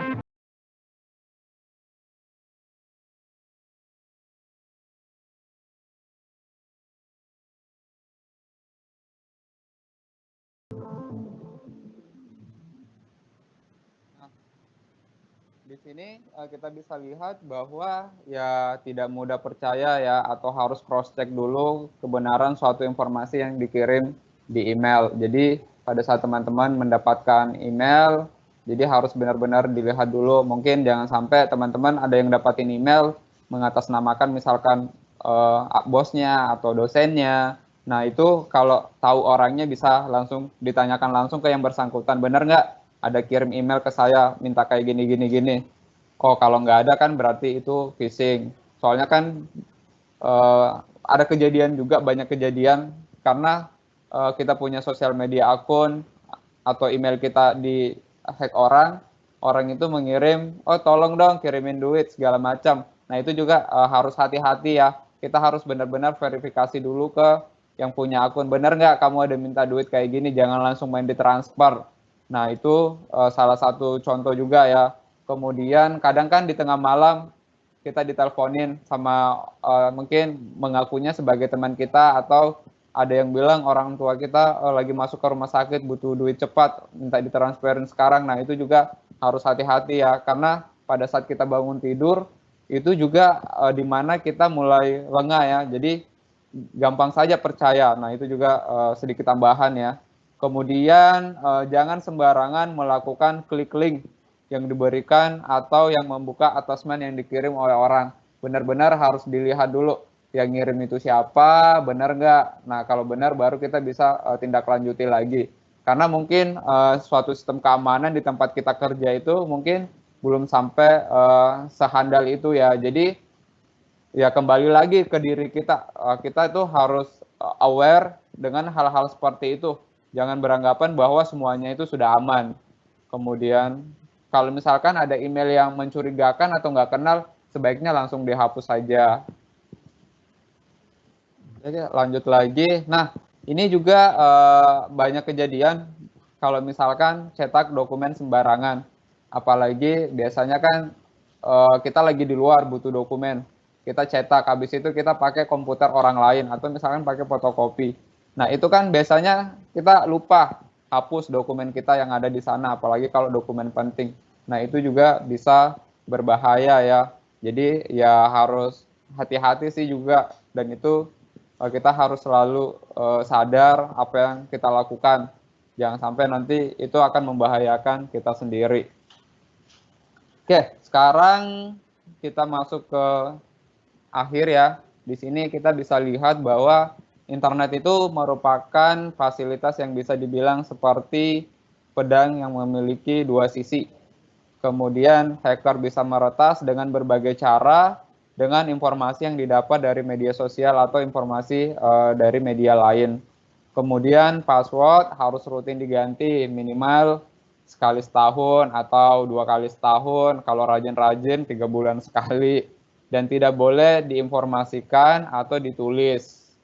Meskipun ke rekan sendiri atau teman yang bisa dipercaya, sebaiknya itu disimpan ya khusus untuk diri kita sendiri. Kemudian teknik phishing tidak hanya diterapkan pada email, tapi bisa saja pada website, pada SMS, ataupun sosial media yang ada sekarang. Kemudian tidak tergiur dengan sesuatu yang gratis yang ditukar dengan informasi. Nah, siapa sih yang dirugikan? Yaitu satu, diri kita sendiri, kemudian keluarga, kemudian perusahaan kita, misalkan kalau kita kerja. Oke, itu sih dari saya. Mungkin ada pertanyaan ya. Coba kita lihat dulu di Q&A. Kalau ada yang mau ditanya silakan, jangan ragu-ragu.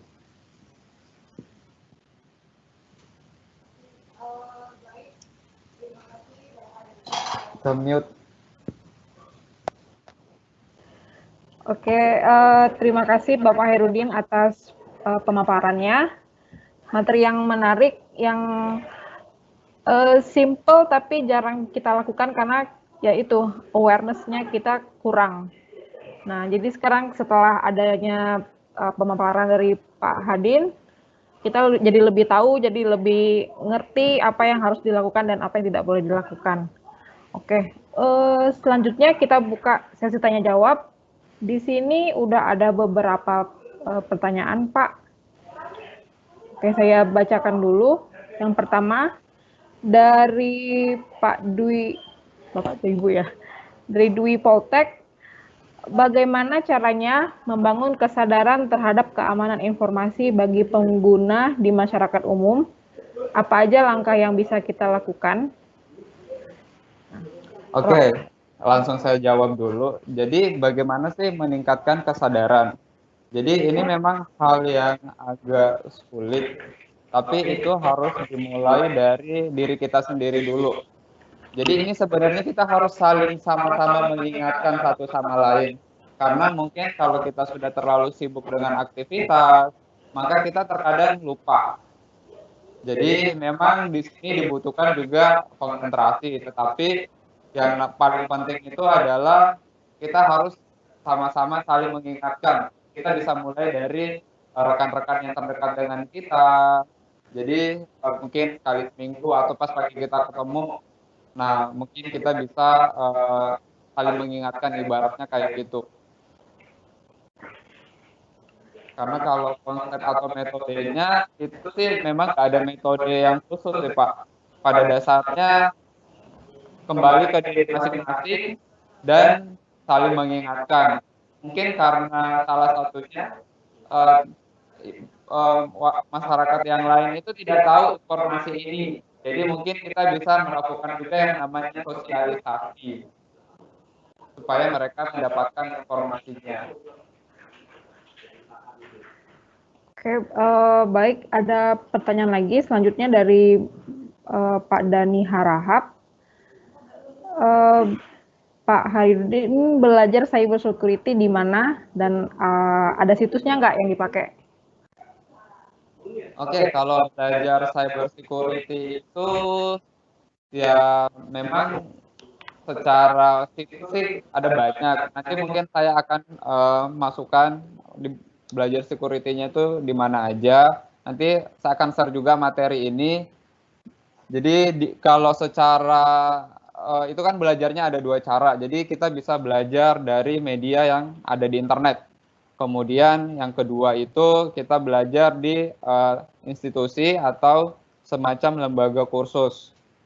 Jadi ada yang ofisial sama ada yang non-ofisial. Kalau untuk belajar security sendiri, saya kebetulan juga belajarnya di Cisco Academy. Jadi di situ memang selain belajar routing switching, belajar jaringan, di sana juga ada belajar security. Jadi secara formal belajarnya di situ. Jadi kalau untuk belajar yang informal, ya biasanya kita sambil nyari-nyari juga sih kebutuhannya tentang apa. Kalau misalkan, oh saya mau belajar tentang penetration testing, ya biasanya kita sering ikut forum di misalkan Kali Linux atau Blackbox, kemudian atau kita juga bisa cari di media-media yang lain. Tergantung topiknya nanti kita mau belajarnya tentang apa. Nah, nanti baru sambil kita googling juga. Tapi kalau misalkan kalau belajar defense, kemarin saya belajarnya cyber security operation. Nah, itu saya belajarnya di Cisco. Kemudian juga kemarin belajar network defender, itu belajarnya di Forsec. Kemudian juga course yang menarik untuk belajar cyber security itu rekan-rekan juga bisa ikutin di SC Council. Di SC Council itu juga sangat lengkap. Oke, banyak juga ya Pak tempat belajarnya. Banyak. Nanti boleh dibagi juga Pak ke di announce di situ. Oke, saya lanjut lagi pertanyaan berikutnya dari Anonymous. Tool apa yang dipakai untuk mengecek IP gadungan dan bagaimana cara mendeteksi atau memblokir malware jika ada? Oke, pertama yang paling penting itu kan kalau kita berbicara secara personal, kita harus mengamankan dulu dari sisi komputer kita. Minimal kita harus punya yang namanya antivirus. Kemudian yang kedua, kita harus selalu melakukan update. Baik itu dari sistem operasinya maupun dari segi antivirusnya. Karena banyakan kita yang biasanya sering terjadi atau sering mengalami serangan itu adalah satu, sistem operasinya sudah nggak update, kemudian nggak original atau nggak license. Karena kenapa? Pada saat kita menggunakan sistem operasi yang tidak original, itu kan satu, kita downloadnya dari source yang tidak jelas. Seperti itu. Kemudian bisa saja pada saat kita install sistem operasi itu di dalamnya sudah ada malware. Jadi sangat berbahaya juga. Makanya kemudian kita mau update, itu juga nggak bisa kita update. Kenapa? Karena pada saat kita update itu otomatis langsung diblok oleh vendornya. Apalagi contohnya kita pakai Windows, otomatis bisa diblok sama Windows. Kemudian ada fitur-fitur kayak misalkan di Windows, itu kan sudah ada antivirusnya, ada anti defendernya. Itu juga kita nggak bisa update karena kalau misalkan kita tidak menggunakan yang original. Tetapi kalau kita misalkan menggunakan yang original, pastikan Windows kita harus sering update. Kemudian misalkan Windows Defender kita harus sering update. Kalau misalkan kita tidak menggunakan Windows Defender, kita bisa menggunakan antivirus pihak ketiga, contohnya kayak Avast, kayak Kaspersky dan lain-lain, dan itu harus dipastikan update. Memang sih kalau kita berbicara masalah keamanan ya, itu nggak ada yang gratis sih sebenarnya. Itu kita juga harus usaha, harus mengeluarkan biaya untuk mengamankan kita punya perangkat sendiri. Apalagi kalau misalkan kita kerja di suatu institusi. Nah, perusahaan itu biasanya benar-benar investasi di situ, dan itu investasinya juga bukan hal yang murah untuk di bidang keamanan sendiri. Apalagi sekarang itu teknologi semakin maju. Saking majunya teknologi itu, keamanannya juga semakin banyak celahnya. Nah, itu memang kita nggak bisa pungkiri sekarang. Ya, balik lagi ke diri kita dan pastikan software-software yang kita gunakan itu official. Jangan menggunakan software-software yang bajakan segala macam. Nah, itu penyebab celah keamanannya.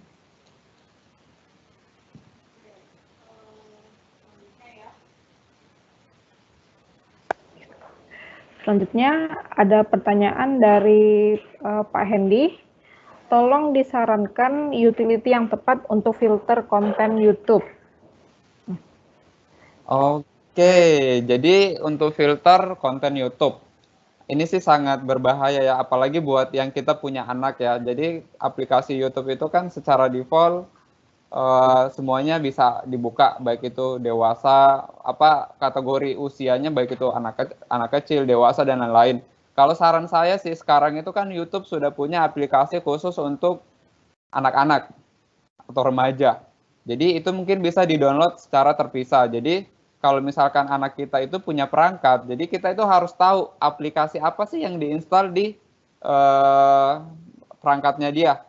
Contoh, misalkan kalau dia pakai handphone, ya udah kita bisa pasangin aplikasi YouTube yang versi anak-anak, itu ada aplikasinya. Jadi di situ otomatis konten-konten yang muncul itu untuk range yang wajar untuk buat anak-anak kita. Tapi kalau yang default itu memang kita susah kalau kita mau filter, karena kalau yang namanya udah di internet itu semuanya sudah bisa diakses. Jadi kembali lagi pada diri kita sendiri. Jadi itu tinggal kesadaran dari kita sendiri, kita tergoda atau enggak untuk melakukan atau untuk mengakses situs-situs yang ada di YouTube, misalkan seperti itu.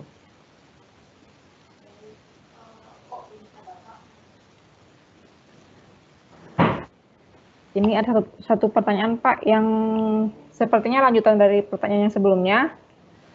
Untuk IP gadungan, itu belum dijawab tadi. Oh, untuk IP gadungan. Nah, access point. Oh, di access point. Oke, kalau untuk IP gadungan biasanya gini. Ini sih memang secara teknikal ya Pak. Kalau secara pengguna awam biasanya kan mereka tidak bisa mengetahui, apalagi misalkan terhubung ke satu access point kayak gitu. Cuman kalau dari secara teknikalnya itu kita bisa melakukan traceroute, jalur-jalur yang dilalui itu apakah benar kita melalui jaringannya itu ke access point yang rogu atau benar-benar kita melalui access point yang ada di perusahaan. Nah, itu memang susah dideteksi kalau secara pengguna awam. Tetapi itu pun juga kalau kita cek secara teknikal, itu juga kalau kita nggak tahu struktur jaringan kita, itu susah. Jadi memang defense-nya itu harus dari kitanya sendiri. Misalkan kalau kita connect ke access point orang lain atau orang yang tidak kita kenal, makanya kita harus menggunakan tools, contohnya supaya data kita nggak bisa dibaca sama mereka, kita harus menggunakan yang namanya aplikasi VPN. Cuman harus dipastikan lagi, aplikasi VPN-nya itu jangan sampai kita pakai aplikasi yang gratisan, yang kita tidak tahu servernya ada di mana. Karena kalau kita pakai gratisan juga, itu otomatis pada saat kita connect ke VPN itu, nah, itu kan pasti terhubung ke server si penyedia VPN. Karena kita nggak tahu itu servernya seperti apa, ada di mana, nah itu bisa saja melakukan sniffing terhadap data kita. Jadi kita sudah bisa aman dari access point yang pertama, tetapi data kita bisa dibaca di server VPN itu. Nah, kalau mau aman, ya memang kita harus berlangganan kayak VPN, misalkan bukan promosi ya, misalkan pakai Avast Secure Line, atau pakai VPN lain yang berbayar, yang memang kita berlangganan dan punya agreement bahwa data kita itu aman sama mereka gitu. Mungkin seperti itu. Oke, baik. Selanjutnya ada pertanyaan dari Barik. Sebaiknya antivirus atau anti malware yang kita miliki? Saya kurang mengerti nih. Mungkin Pak Barik bisa kasih pertanyaan ulang lagi. Oke, mungkin sambil meraba ya, mungkin antivirus apa yang terbaik gitu ya, atau anti malware apa yang terbaik. Nah, pada dasarnya sih antivirus itu hampir sama. Mereka itu kan pada dasarnya memiliki sistem database. Jadi setiap ada celah keamanan di internet, mereka akan update di database mereka. Pada dasarnya kalau kita mau mendapatkan fitur yang bagus, itu kita harus biasanya sih harus berlangganan. Dan itu pun juga ada beberapa tipe. Ada khusus untuk internet, kemudian ada level-levelnya. Jadi semakin mahal proteksi yang kita beli, kemungkinan aman di tempat kita itu lebih bagus. Tetapi belum menjamin 100% aman.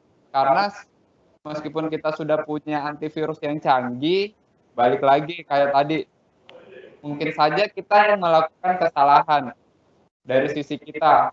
Tidak share, mungkin tiba-tiba ada klik atau apa, kita misalkan dapat email segala macam atau kita colokin flash disk.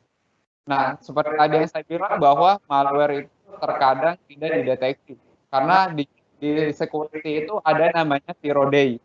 Zero day itu adalah di mana kejadian ada satu malware atau ada satu celah keamanan yang itu belum terdeteksi sama antivirus yang ada. Nah, bisa jadi kita terkena serangan itu. Ya, cuman ya tetap balik lagi kita harus aware, kemudian kalau kita punya antivirus, kita harus selalu update, dan biasanya semakin bagus antivirus itu biasanya ada harganya dan itu berbayar. Seperti itu sih saya. Oke, berarti nggak ada antivirus untuk malware yang free ya, Pak? Ya, biasanya rata-rata itu berbayar. Kalau ada pun juga nggak terlalu efektif. Oke, Pak. Baik. Selanjutnya ada pertanyaan lagi. Kalau akun yang pernah dihack orang, kemudian dipakai kembali, tapi dengan keamanan yang lebih, apakah bagus? Oke, ini sih jawabannya iya, pasti bagus. Yang penting akunnya sudah sama kita sudah proteksi, dan sudah ganti passwordnya dan memastikan bahwa sudah tidak ada lagi orang yang menggunakannya. Kenapa? Karena akun kita itu sangat berarti mungkin kita sudah mendaftarkan ke beberapa tempat, atau mungkin kita udah share ke teman kita. Waktu teman kita mau kirim ke email itu kan kita masih bisa dapat. Tapi kalau kita buat email baru lagi, itu kan repot lagi. Kita harus bagi informasi lagi ke teman-teman kita. Yang penting pada dasarnya kita memastikan bahwa email kita itu sudah sama kita dan passwordnya itu sudah tidak diakses lagi oleh orang yang sudah bertanggung jawab. Oke. Pertanyaan selanjutnya dari Eka Pandu Sintia. Berarti sebenarnya semakin sedikit informasi yang kita share terhadap diri kita kepada publik, maka akan sedikit umum orang akan mengetahui tentang kita. Jadi apakah dengan begitu kita lebih aman atau secure? Ya, itu ibaratnya kita sudah mengurangi celah keamanan yang kita bagikan di internet.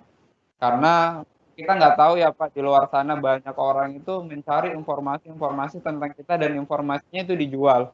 Dan itu adalah salah satu lahan untuk mendapatkan uang sekarang ini. Sekarang ini mungkin bukan lagi perusahaan minyak yang tenar, tetapi sekarang itu yang tenar adalah perusahaan yang menjual data. Jadi semakin banyak informasi kita bocorkan ke internet, nah itu semakin menguntungkan buat orang lain. Seperti itu, apalagi buat marketing. Wah, dia udah tahu nih seluk-beluk kita kayak gimana, ini cocoknya ditawarin ini nih. Nah, itu juga kan nggak enak tuh kayak gitu. Oke, baik Pak. Ini sepertinya ini adalah 2 pertanyaan terakhir. Sepertinya sambungan yang tadi juga, selain menggunakan ping atau traceroute, adakah tool yang untuk mengecek IP gadungan? Oke, kalau dalam sisi IP gadungan itu, mungkin kalau kita sebagai klien agak susah. Tapi kalau kita sebagai administrator jaringan, ini kalau masih berhubungan dengan access point yang tadi, itu biasanya kalau access point-nya kayak levelnya enterprise, itu dia biasanya kalau SSID-nya sama, dia bisa detect, oh itu bukan bagian dari dia. Nah, di situ nanti kita bisa tahu, oh bisa lacak, ini ada access point yang sama. Jadi kita bisa telusurin kalau di area kerja kita itu kita bisa cari titiknya ada di mana. Ini udah sampai ke lapangan sih pengecekannya. Tapi kalau kita hanya scan dari komputer kita, itu kita nggak bisa tahu dia itu gadungan atau enggak. Tapi kalau kita dari segi administrator jaringan, biasanya kalau kita punya access point itu yang levelnya enterprise, biasanya sudah bisa mendeteksi yang gadungan itu ada access point rogu. Bisa kita lihat MAC address-nya di mana dan kita bisa tahu, bisa menggunakan misalkan wireless analyzer. Jadi kita tinggal cari sinyalnya itu semakin kencang berarti semakin dekat dengan access point itu. Oke, Pak. Selanjutnya dari Zikri, bagaimana cara membersihkan email kita dari email sampah meskipun sudah kita delete dan ganti password? Oke. Nah, email ini ada beberapa yang harus kita ketahui. Email ini apakah bersifat email perusahaan atau email publik seperti Gmail atau Yahoo dan lain-lain. Kalau misalkan email itu menggunakan email perusahaan atau email yang kita buat sendiri dengan domain kita sendiri, ada beberapa hal yang harus kita perhatikan.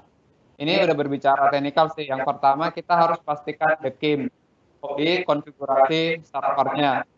Kemudian ada namanya SPF dan the mark. Nah, itu ada 3 poin penting. Itu kita bisa melakukan pengaturannya di DNS kita. Jadi pada saat kita mengirim email server yang lain itu mentrust bahwa email kita itu benar. Seperti itu. Tapi kalau kita cuma hapus dari segi inbox segala macam, itu kemungkinan masuk ke spamnya masih sangat tinggi karena itu nggak ada perubahan. Karena perubahan itu yang harus dilakukan ya 3 poin tadi, ya the key, SPF sama the mark. Itu pengaturannya ada di DNS. Oke, baik. Ini Pak, ada pertanyaan lagi satu yang terakhir. Saran antivirus yang baik apa ya, Pak? Oke, kalau ini relatif ya. Kalau saya pribadi sih saya menggunakan antivirusnya apa yang internet security. Itu sih saya gunakan sudah sejak lama sih sampai sekarang alhamdulillah masih bagus. Kalau yang lain saya juga nggak ada pengalaman di sana. Tapi kalau yang Avast saya sudah pakai sampai sekarang saya masih pakai. Oke, sepertinya tidak ada lagi pertanyaan yang baru dan waktunya juga sudah hampir selesai. Oke, bentar. Di sini saya akan kasih link untuk download materi yang tadi dan nanti saya akan tambahin lagi informasi-informasi mungkin semacam link tentang tempat-tempat yang belajar. Bentar, saya copy dulu linknya. Oke, di sini saya ada share link. Silakan nanti bisa di-download materi yang tadi. Bahkan nanti di sini juga akan ada rekaman video webinar kita ini bisa juga di-download di sini dan mungkin nanti saya akan tambahkan beberapa informasi tambahan di dalam situ juga. Kayaknya masih ada lagi deh pertanyaan. Oh ya, dari Pak Yudo, adakah tools untuk bisa mengetahui bila seseorang ingin berusaha masuk ke laptop atau PC kita? Nah, toolsnya itu balik lagi ke tadi proteksi yang ada di komputer kita. Karena kan orang untuk masuk ke komputer kita itu ada banyak cara. Bisa tadi menggunakan phishing, bisa tadi karena ada flash disk, seperti itu. Jadi ya kembali lagi kalau misalkan si hackernya itu mau masuk lewat phishing, ya kita harus perhatikan dulu benar nggak nih informasi yang diminta dan lain-lain. Atau kalau misalkan via flash disk, ya itu kita harus pastikan dulu antivirusnya harus ada. Jadi sebelum dibuka filenya cek dulu. Jadi kalau misalkan ada nanti akan terdeteksi. Tapi tidak 100% aman karena ya seperti tadi kalau ada malware yang tidak terbaca atau masih zero day statusnya ya bisa aja masuk. Oke, sepertinya tidak ada pertanyaan lagi nih Pak. Dan waktunya juga sudah hampir jam 3. Kalau gitu kita akhiri saja sesi webinar kali ini. Terima kasih atas ilmunya Pak yang sudah dibagikan kepada kita semua. Sama-sama. Terima kasih juga buat Bapak Ibu dan teman-teman peserta webinar series kali ini. Mengingatkan untuk series selanjutnya masih ada 3 lagi. Besok itu ada data mining. Kemudian selanjutnya besok lusanya ada, besok itu ada AI. Kemudian masih ada data mining dan terakhir itu di hari Jumat mengenai video. Jadi stay tune di sesi webinar kita. Terima kasih sekali lagi partisipasinya. Mohon maaf atas segala kesalahan, baik yang disengaja maupun tidak disengaja. Akhir kata, saya akhiri dengan Assalamualaikum warahmatullahi wabarakatuh. Waalaikumsalam warahmatullahi wabarakatuh.